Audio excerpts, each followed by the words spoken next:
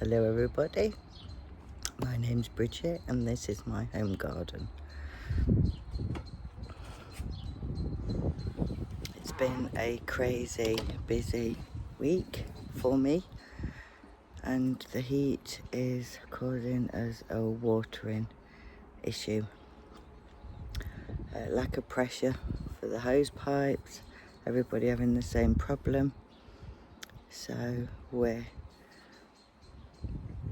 a lot of the plants are struggling. My potatoes particularly, because I've grown them in buckets. So we'll do a quick update while we're here. What we have started to do is bottom soak most of the stuff at home. So we've got, let's turn you round, store-bought Cape gooseberry, seed bought Cape gooseberry, growing Cape gooseberries,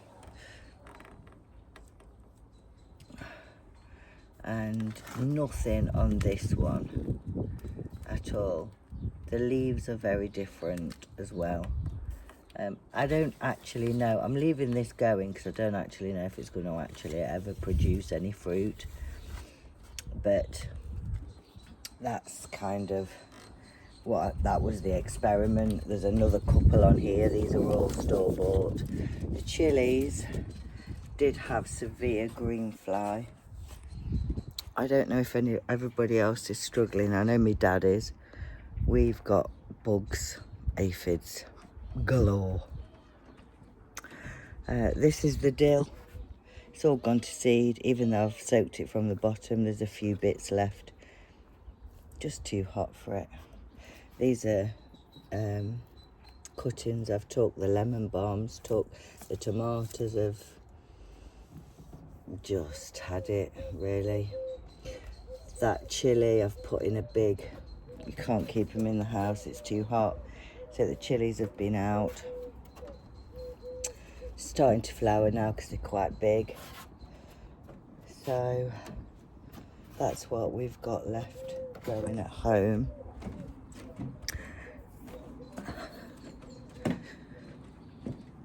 Took the honeyberries out of there since we've removed the buddleia tree, or taken, this is what's left of the buddleia tree, the healthy stuff we left. So it's opened up this area of the garden quite a lot. So what I've done is I've put a few Roma tomatoes in there that I've got left over. The courgettes are now starting to produce courgettes. That's a branch come out of. So we've got a couple of courgettes on that one. That's a tomato. These I will stake, but I've left the oh, these are dry. I've left the stakes up at the allotment. These are the tiger stripe tomatoes. More courgettes there. These also starting to grow courgettes. We've got the bush tomatoes, they're hidden by the tiger stripe. They're now doing okay. Chamomile's gone to seed.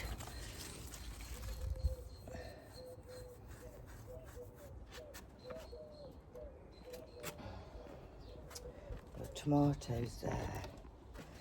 We've got some more tomatoes there. There's the cucumber, just starting to grow cucumbers, but that has been struggling since I put it in, really, with green fly.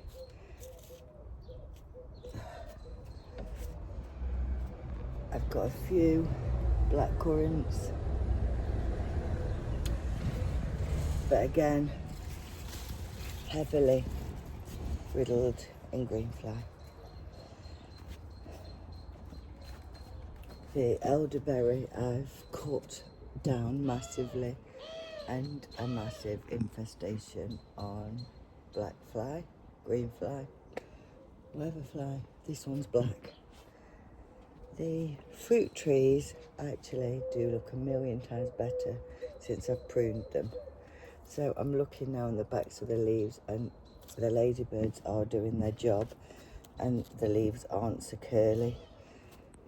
That was since I pruned them, so that actually does look a million times better. The roses don't last long, do they? But they've done amazing this year. It's weird, isn't it? You get some years. This is the best these roses have been. And the amount of heads, the best. So, where we've got bugs on a lot of plants and stuff, and they're not doing so good, we've got other stuff that's doing amazing.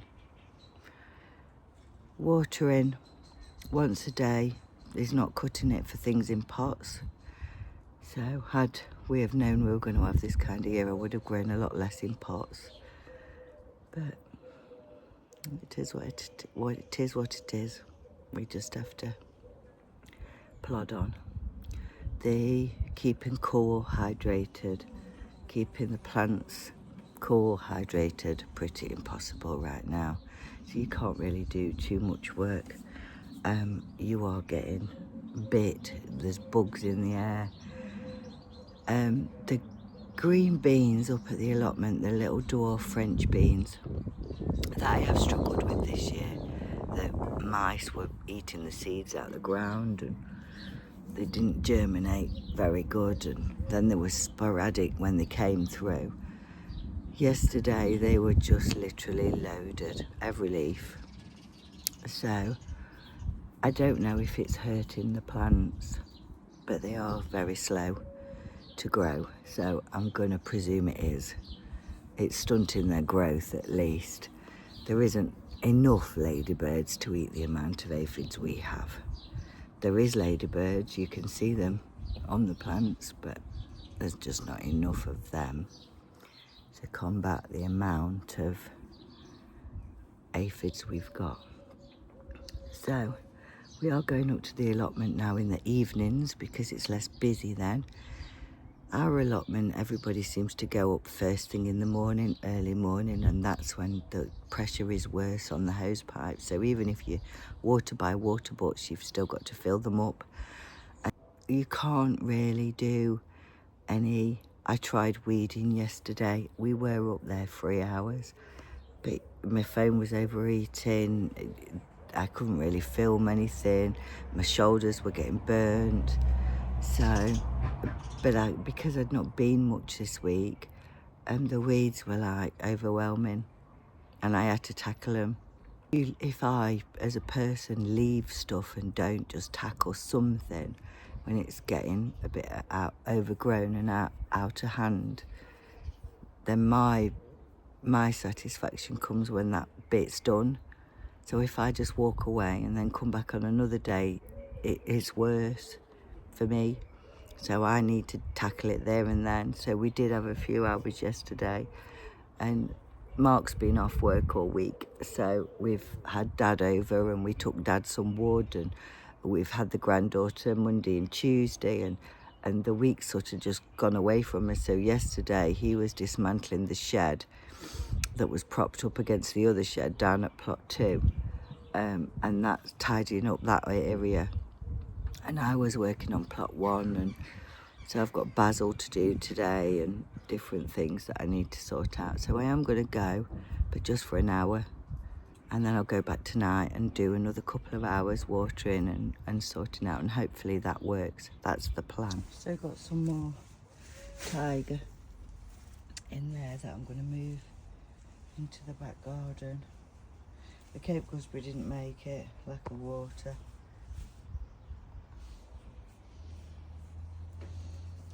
I'm really struggling with stuff that is in pots.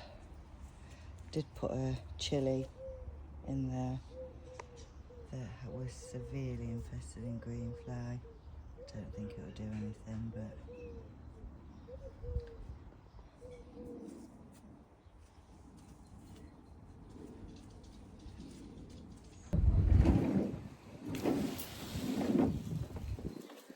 my back garden is south facing, so pretty much sunny all day long.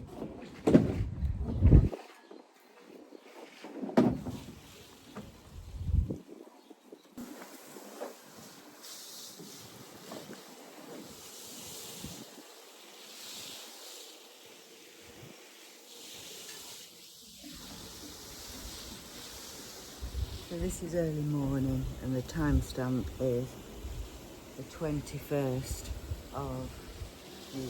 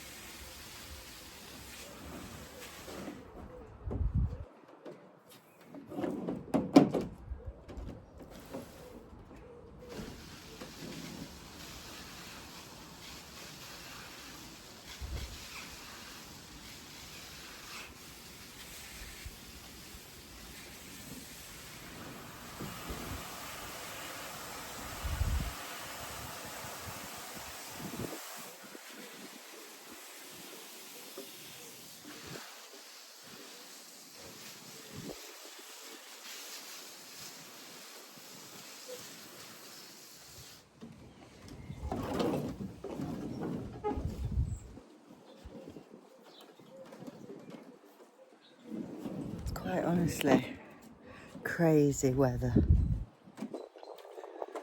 Absolutely crazy. He drowned everything. Absolutely everything in the morning, early, 7 a.m. And then by 9 o'clock, everything is dry as a bone, like you've never watered it. So what I think I'm going to do is anything that's flagging in the front garden, I'm going to bring into the back garden. And just while we get over this spell, I don't know if it's going to be like this all year or this is going to be the new weather that we're having, but we've had hardly any rain since March. And normally my water butts are full to capacity.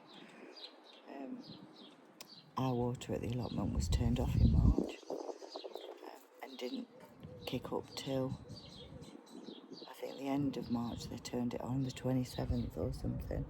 And from the beginning of March to the 27th when they turned on the water, I used 3 full water butts. So I don't know how everybody copes with I don't know how everybody's coping with allotments with no water, because we're struggling and we've got water. So it is what it is though, isn't it? No good moaning about it, you just got to deal with what you've got. So this is what we've got, so this is what we're doing. We're trying to keep everything alive and give it what it needs. And when we can't give it what it needs, it's going to die, that's it.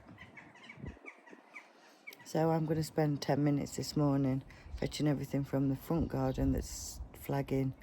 I'm going to give it a good water, and then tonight I will water the front garden and the back garden and the allotments, which takes 2 to 3 hours to do all that.